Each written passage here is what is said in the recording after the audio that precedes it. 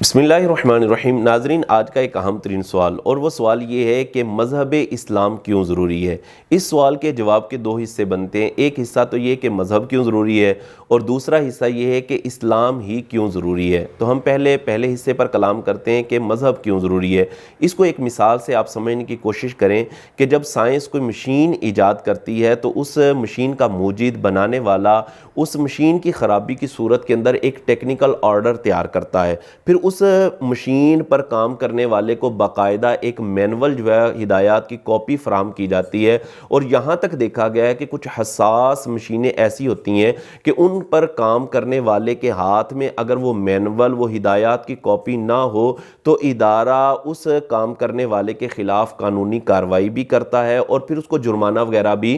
کیا جاتا ہے۔ اور بعض اوقات ایسا بھی ہوتا ہے کہ اگر کوئی ہیوی مشینری ہے، جیسے ہم بیرون ممالک سے جہاز وغیرہ منگواتے ہیں، تو وہ کمپنی جو ہے وہ مینول بھی دیتی ہے، اور پھر اس مینول کو عملی طور پر سمجھانے کے لیے ایک ماہرین کا عملہ ساتھ بھیجا جاتا ہے جو بتاتا ہے کہ اس مشین کو، اس جہاز کو اس انداز کے ساتھ چلانا ہے، اگر خرابی بن جائے تو اس کی خرابی کو، فالٹ کو ایسے دور کرنا ہے۔ بلا تشبیہ، بلا تمثیل، اللہ تبارک و تعالیٰ نے انسان جیسی مشینری کو تخلیق فرمایا ہے، تو اللہ تبارک و تعالیٰ نے اس کے لیے ایک مینول بھی عطا فرمایا ہے، اسی کو شریعت کہتے ہیں، اسی کو مذہب کہتے ہیں۔ پھر اس شریعت اور اس مذہب کو عملی طور پر سمجھانے کے لیے اللہ تبارک و تعالیٰ نے انسانوں میں سے ایسے انسان کہ جو تمام انسانوں کے اندر سب سے زیادہ ذہین، فطین، حلیم، عفو درگزر کرنے والے، اور ظاہری اور باطنی طور پر پاک، اور سب سے زیادہ لوگوں کے اندر جو جاننے والے تھے، اللہ تبارک و تعالیٰ نے ان کو انسانوں کی طرف مبعوث فرمایا ہے تاکہ وہ اللہ تبارک و تعالیٰ کے احکام کو، اللہ تبارک و تعالیٰ کے دین کو لوگوں تک پہنچائیں اور لوگوں کو عملی طور پر یہ چیز سمجھائیں۔ اور اس کے ساتھ ساتھ یہ بات بھی یاد رکھیں، جو انسان کی زندگی ہے نا جی، انسان کی زندگی کے دو بڑے پہلو ہیں۔ ایک تو یہ کہ انسان کی زندگی کا ذاتی پہلو ہے، اور دوسرا انسان کی زندگی کا اجتماعی پہلو ہے۔ یہ جو ذاتی پہلو ہے نا، اس کے بھی آگے دو پہلو بنتے ہیں، ایک ہے بقا اور ایک ہے گزران و عیش۔ اس سے مراد کیا ہے؟ اس سے مراد یہ ہے کہ انسان نے زندگی کس انداز کے اندر گزارنی ہے، انسان نے رہنا کیسے ہے، انسان نے اپنا گزارا کس انداز کے اندر کرنا ہے۔ پھر اس کے ساتھ جو دوسرا پہلو ہے اجتماعی،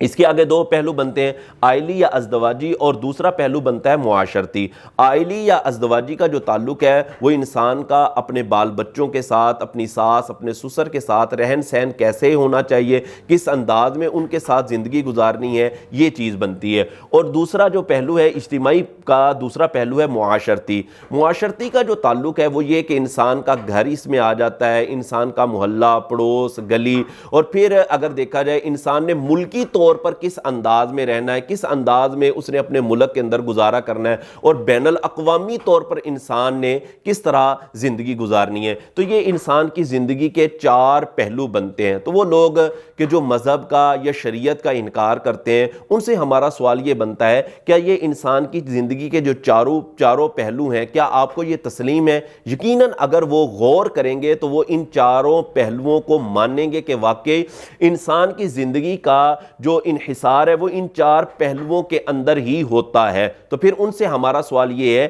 کیا زندگی کے ان تمام گوشوں کا مکمل راستہ تیار کرنا یہ گناہ ہوگا یا احسان ہوگا؟ تو اگر غور کریں گے تو جواب یہی آئے گا کہ انسان کی ان ساری زندگی کے پہلوؤں کے لیے کوئی راستہ تیار کرنا، ایک قانون بنانا، یہ تو انسان پر احسان ہوگا۔ پھر ان کے اوپر ایک اور ہمارا سوال یہ بنتا ہے کہ انسان کو جنگلیوں کی طرح جنگل کے قانون کے حوالے کر دینا، یہ انسانیت ہوگا یا حیوانیت ہوگا؟ غور کیا جائے تو بات یہی سمجھ آئے گی کہ انسان کو جنگلیوں کی طرح جنگل کے قانون کے حوالے کر دینا کہ جیسے مرضی زندگی گزارو، تو یہ انسانیت نہیں ہوگا بلکہ یہ حیوانیت ہوگا۔ تو لازمی طور پر یہ بات یہی نظر آئے گی، یہی سمجھ آئے گی کہ انسان کی زندگی کے ان پہلوؤں کے لیے کوئی قانون بنانا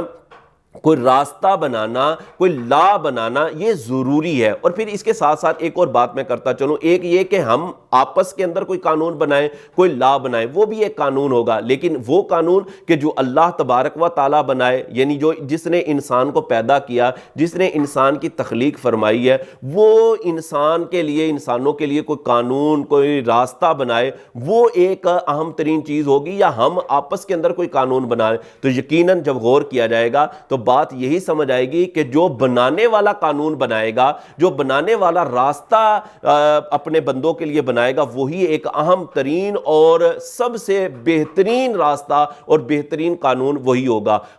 آپ لوگ اس کو قانون کہیں، لا کہیں، اس کو جو ہے وہ راستہ کہیں، ناظرین اسی کو جو ہے وہ شریعت کہا جاتا ہے، اسی کو مذہب کہا جاتا ہے، اور اسی کو احکام شرعیہ کہا جاتا ہے۔ تو انسان اگر اس قانون کے مطابق، مذہب کے مطابق انسان اگر زندگی گزارے گا تو وہ انسانیت کے مطابق زندگی گزارے گا۔ اگر وہ مذہب سے ہٹ کر زندگی گزارے گا تو وہ انسانیت نہیں ہوگی بلکہ حیوانیت ہوگی۔ اس سوال کا جو دوسرا پہلو ہے، اسلام ہی کیوں ضروری ہے، تو ناظرین اس پر تو تفصیلی طور پر ہم نیکسٹ اپنے ویڈیو کلپ کے اندر اس پر کلام کریں گے، لیکن شارٹ میں یہ ہے کہ اسلام اس لیے ضروری ہے، دنیا کے اندر جتنے بھی مذہب پائے جاتے ہیں، اسلام ان تمام مذاہب کے اندر سب سے جامع ترین مذہب ہے کہ جو انسان کے پیدا ہونے سے لے کر قبر، بلکہ آخرت تک، انسان کے اگلے مراحل تک، ہر پہلو پر، ہر جز پر جو ہے وہ انسان کی رہنمائی کرتا ہے کہ انسان نے اپنی زندگی کیوں گزارنی ہے۔ تو اسلام ہی دنیا کے اندر ایک ایسا مذہب ہے کہ جو ایک جامع ترین مذہب ہے، جو انسان کو ہر مرحلے پر رہنمائی عطا کرتا ہے۔